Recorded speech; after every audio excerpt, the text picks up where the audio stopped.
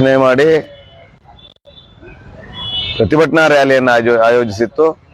ಸಹಸ್ರಾರು ಸಂಖ್ಯೆಯಲ್ಲಿ ರೈತರು ಎಲ್ಲ ಭಾಗದಿಂದ ಬಂದಿದ್ರು, ಜನಸಾಮಾನ್ಯರು, ವಿದ್ಯುತ್ ಬಳಕೆದಾರರು, ಹಾಗೆ ಎಲ್ಲ ಸಂಘ ಸಂಸ್ಥೆಯವರು ಕೂಡ ಈ ಬಂದ್ಗೆ ಬೆಂಬಲ ವ್ಯಕ್ತಪಡಿಸಿ ಇವತ್ತಿನ ಹೋರಾಟದಲ್ಲಿ ಭಾಗವಹಿಸಿದ್ರು. ಅದೇ ರೀತಿ ಕರ್ನಾಟಕ ರಾಷ್ಟ್ರ ಸಮಿತಿ ಪಕ್ಷದವರು ಕೂಡ ನಮ್ಮ ಇವತ್ತಿನ ಹೋರಾಟಕ್ಕೆ ಬೇಷರತ್ ಬೆಂಬಲ ಘೋಷಣೆ ಮಾಡಿ ಮತ್ತೆ ಹೋರಾಟದಲ್ಲಿ ಭಾಗವಹಿಸಿದ್ದಾರೆ.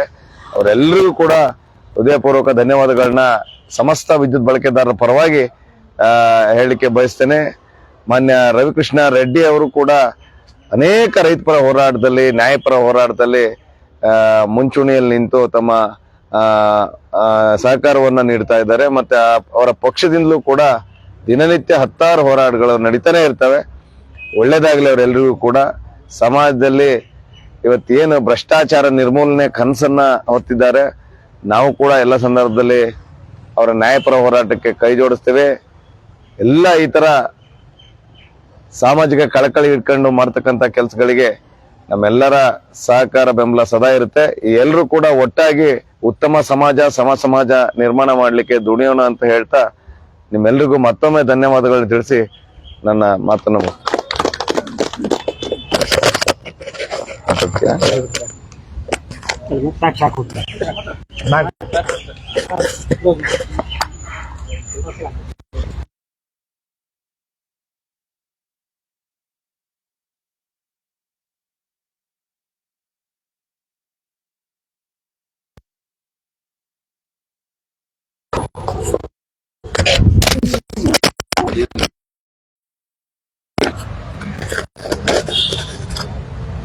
ಇದು ಏನಪ್ಪಾ ಅಂದ್ರೆ ಮಾತಾಡಲ್ಲ. ಈಗ ಏನಂದ್ರೆ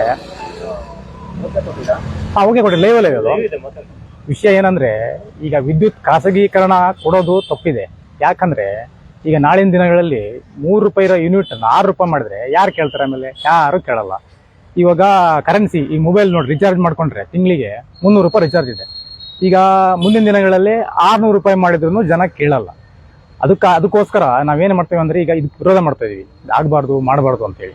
ವಿದ್ಯುತ್ತು ಈಗ ನಮ್ಮ ಹಕ್ಕದು, ಅದು ರೈತರಿಗೆ ತುಂಬಾ ಬೇಕಾಗಿರುವಂತ ಒಂದು ವಿದ್ಯುತ್ತು. ಹಂಗಾಗಿ ಅದನ್ನ ಖಾಸಗಿ ಕೊಟ್ಬಿಟ್ರೆ ಭಾರಿ ಸಮಸ್ಯೆ ನಾವು ರೈತರೇ ಜಾಸ್ತಿ ಅನುಭವಿಸೋದು. ಹಂಗಾಗಿ ಇದಕ್ಕೆ ವಿರೋಧ, ನಮ್ಮ KRS ಪಕ್ಷದಿಂದ ವಿರೋಧ ಇದೆ.